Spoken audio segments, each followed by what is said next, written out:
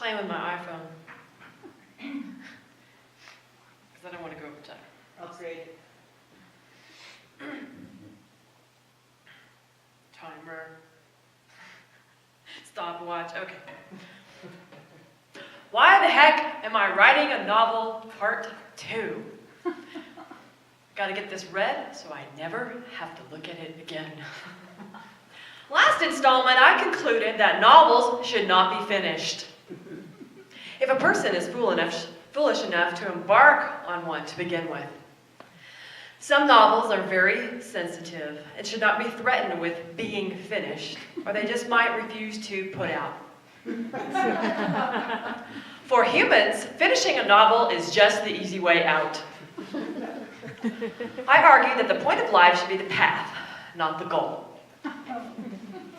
So I think I should get some kind of Pulitzer for keeping hope alive and never finishing my novel. My epitaph will read, "She was such a great writer and cared so deeply for her work that she never completed anything." Here are some excerpts from stuff she never finished. Admire the possibilities. Imagine just how good it could have been. There is a historical precedence for this. The Maya believed that language creates and holds existence. At the heart of their cosmos grows a tree with levels made of stories. Thus, the world is created from the spiritual realm speaking to us and humans talking back in return. Call and response. Call and response. Scribes were holy people in many cultures. When you were finished scribing, you were finished being alive. Kind of like the U.S. Supreme Court. It was not a job you retired from. So I can just be content knowing this truth. However, I still wake up every morning screaming, "Oh my God, I'm writing a novel!" And then the Maya tree of life, with its big black jaguar sitting in the top, says, "Congratulations." Obviously, I am still not at peace. It seems like I'm afraid that I might die if I finish my novel. Despite everything I just said, I notice that I want to complete it. But is that wise? Am I being suicidal? Why would I want to? It's a lot of drama. Time alone, figuring out harebrained plots, and then realizing this isn't freaking believable. Although life itself isn't freaking believable. But somehow that element doesn't work the same on the page. The novel has to seem believable even if it isn't. What a strange set of rules. In life, we live in the unfathomable all the time without batting an eyelash. One thing I know for sure, life is not required to make sense. The compulsion to finish speaks. It's ruling my life, obsessive. Finish it, finish it, finish it, finish it, finish it, finish it, finish it. That's what writers do. If you don't finish, then you're finished. Great, I think. Threats from all sides. Damned if I do and damned if I don't. In the midst of this, a friend of mine, who is a writer and an ex, let's give him a name, perhaps Coleosaurus, which is a bastardized and misspelled name of the New York State dinosaur. No, I can't pronounce that. We'll just call him Dino. Anyway, Dino makes a suggestion. Have you thought about image? Structure?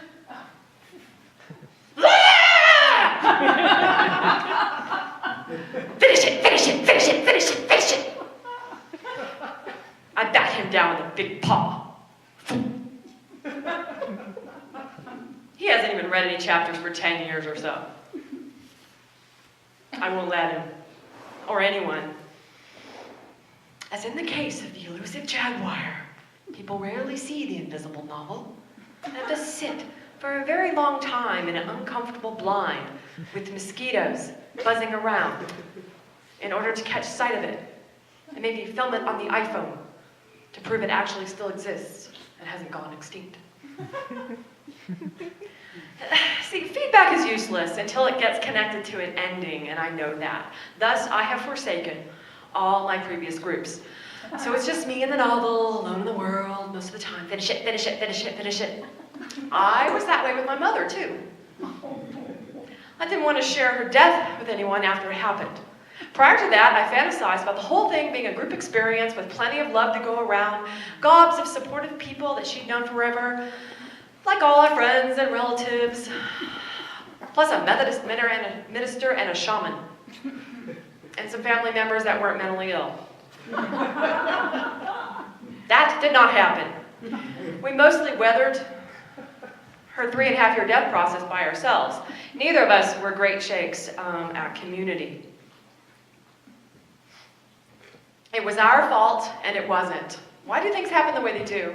People die, I think, the way they live.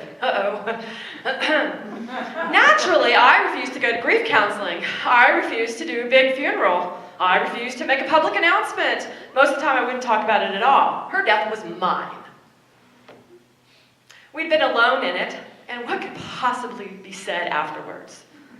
The consistent support from people was something I'd wanted for us when she was still alive. Being alone with it now feels strangely appropriate, even comfortable, kind of like a nice coat. If I was a psychologist, oh crap, look, there I am one. I would say, wow, it seems like you're having the same relationship with your mother as you're having with your novel. And I would say, this is why I don't talk to myself. I end up saying this kind of shit. Sometimes that's a bad thing, not having the connections you need to finish a life or a project. And I'm beginning to suspect that's actually what I'm afraid of. If I finish my novel, what if I'm still bad at connecting to the people who would like it and would help me publish it? What if I write a novel and I'm still me? What if success isn't about talent, skill, and drive, and everything really does come down to social connections and politics, and as you might have guessed, my talents don't lie, or is it lay, in that particular area. When they were handing out social graces, I was under the bed with my cat, reading a novel about a cat who went to Mars on a spaceship. In my defense, I was a child at the time. The cat has no defense. Maybe it's very hard to finish the novel because of my lack of deftness in making the right connections with the right people and maintaining them longer than it takes me to say the word Wednesday. I'm still a shy person, but it's a shy person who's the writer, so there's no getting rid of her. Not that I would want to. You know, I'm just not sure it's a good idea that I just keep working on this thing. On my birthday this year, and actually, people and things have a habit of dying on my birthday. My grandma died on my birthday when I was 15. My mother recently died before my birthday, but I still noticed. And this year, my dog died on my birthday. It wasn't really my dog, but I loved the dog. It was my roommate's dog.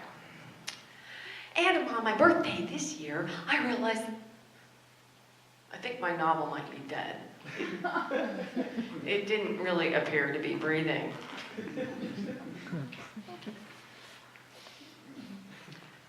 So instead of resuscitating it immediately, I thought, do I really need to do the thing I thought I needed to do? Am I really powerless over my novel? Maybe I really need to let go. Maybe I need NA, Novels Anonymous. Is there anyone out there as a doctor of literature who could diagnose and treat me? What if I'm wasting my time? I think I might have reached the end of what I thought it was. Maybe we should go our separate ways. Or maybe it needs to die. But really, do I throw it away? Do I restructure it in a way that it can better support me? What does that mean? I'm on novel life support? Who's the doctor and who's the patient? Or is the novel on life support, draining energy out of my being that could be better used elsewhere? The novel is called Stalking Avalon, which if you read Carlos Castaneda, and it's Santa Fe, so you have. That's why they let you in. And know what stalking means, might explain why it's such a bitch to finish. Avalon is a mythical place in the British Isles. If the Maya are right and words generate being, the title of the book might be preventing its incarnation. I'm stalking an imaginary place, which doubles the trickery involved. For Castaneda, stalking means you do things that look completely ridiculous and unrelated in order to outwit your opponent. In other words, you can't let your novel know you are working on it. You can't look like you are writing. At best, you look like a fool who is not writing, doing exactly what won't work in order to get the task accomplished. Which pretty much sounds like my existential strategic resume. So is it working? Oh, who can tell?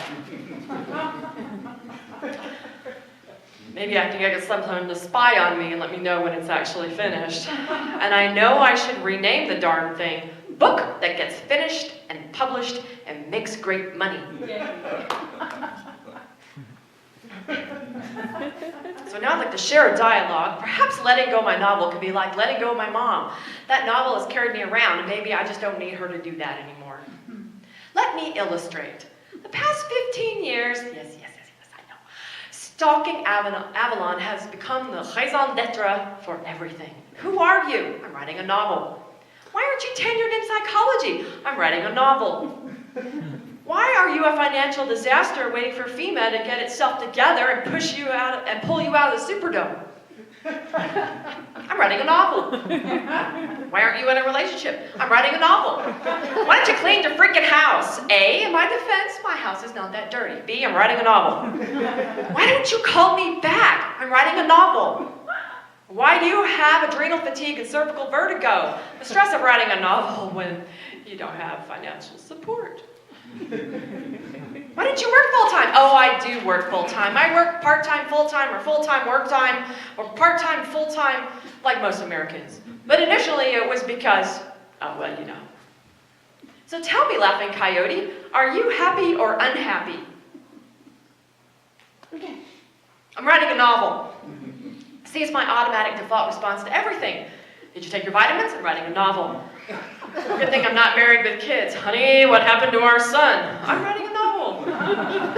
No, seriously, Laughing Coyote, are you happy or unhappy? Apparently now I'm being interviewed by someone. So are you a happy person or an unhappy person? What part of the day? Which day? This is not a fair question. No, in general. There is no in general. There is only now. This is Santa Fe. If you had to characterize yourself in general, me or the Laughing Coyote? See, this is why I have trouble making friends. I talk like this all the time. She says, whoever. Oh, okay, fine, definitely unhappy, for sure, in general. But that's only as good as saying that something that doesn't really exist usually has the following characteristics. So why are you, or whoever you think you are, unhappy? She asks. Well, I'd say I'm unhappy because I don't have enough time to write and finish the novel. It's going to take forever, and it's already taken forever, so I think forever and forever make at least one infinity. So, you're unhappy because you're writing a novel. Huh? You are unhappy because you're writing a novel. Does sound kind of logical, doesn't it? What if you didn't write a novel? Would I be happy if I didn't write a novel? Maybe the insistence on doing something, which is actually derailing me, even though it is a lot of fun, even though I'm complaining about it. Surely I would have been done by now if I was ever going to be done with it, so what's really going on here? What about finding out what happens?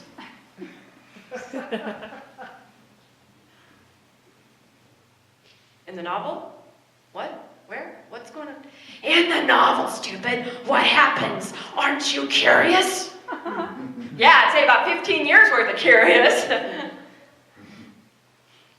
Aren't you curious about what happens? About what might happen to you if you finish it?